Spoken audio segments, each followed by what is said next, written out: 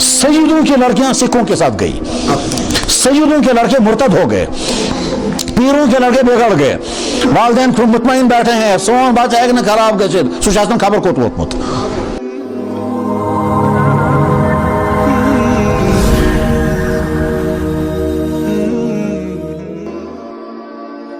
और आज के जवान किस तरह से बिगड़ रहे हैं,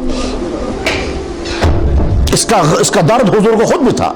हुजूर बार बार सोचते थे मेरी उम्मत के जवानों का क्या होगा, इसलिए फरमाते थे या माशर शबाब, ए जवानों अपनी जवानी की हिफाजत करना, जल्द निकाह करना। फरमाया था शबाब शोबत मिनल जुनून, जवानी एक किस्म का पागलपन है।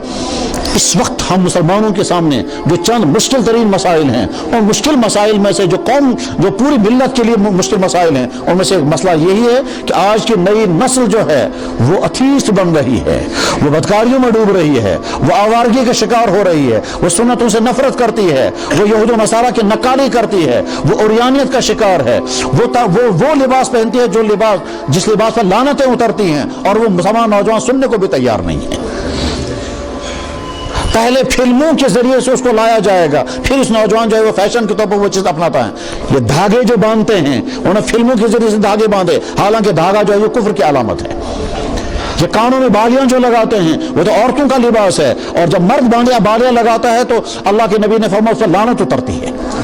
तो हाथों में धागे बांधना काले या लाल, कानों में बालियां लटकाना, यहूद व नसारा जैसे बाल बनाने, इसी तरह से ऐसी शर्टें पहनना जिन शर्टों के ऊपर गंदे जुमले लिखे हुए होंगे, ऐसी शर्टें पहनना जिन शर्टों के ऊपर जानवर बने होंगे, या शराब पीने वाले हीरो हाथ में बोतल लेकर होंगे, और ये हमारा नौजवान वही शर्टें पहनकर पीता है, वो एडवर्टाइज कर रहा है कि मैं मोहम्मद सल्लल्लाहु अलैहि वसल्लम की उम्मत का जवान नहीं हूं, मैं तो किसी और रास्ते का जवान हूं।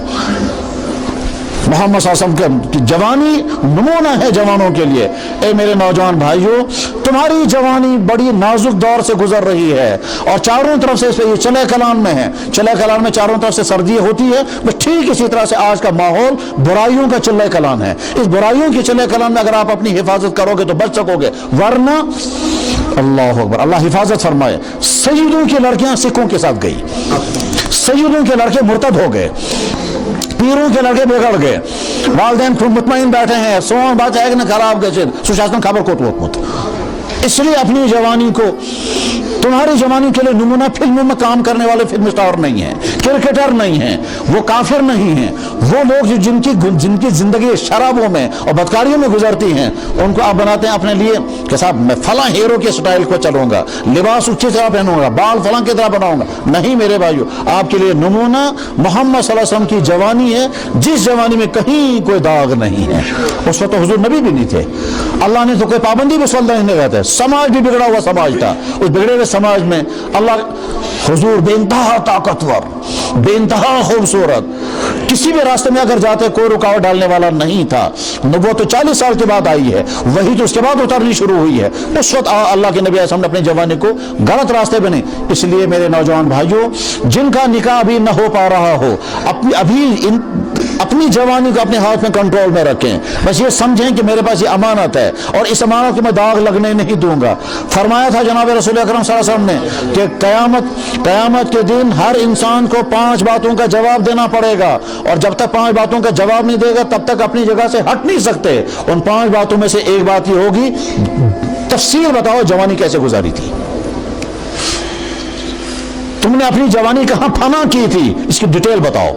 और हर इंसान खुद बोलने लगेगा, या अल्लाह मैं क्लासों में मैंने ये किया, मैंने कोचिंग सेंटरों में मैंने ये किया, पार्कों में मैंने ये किया, आवारगी में मैंने ये गलतियां की हैं। वह सारी गलतियां इंसान खुद बोलने लगेगा। इसलिए मेरे जवान भाइयों, आप अपनी वालिदैन के लिए सरमाया, आप अपनी मिल्लत के लिए सरमाया, आप दीन के लिए सरमाया, मगर तब जब आप अपनी हिफाजत कर पाएंगे। और हिफाजत करने के लिए एक ही रास्ता है, वो ये कि आप ये तय करके रखो कि हमारे लिए नमूना मोहम्मद रसूलुल्लाह की जवानी है। 25 साल तक आपने अपनी जवानी को कोई दाग नहीं लगने दिया।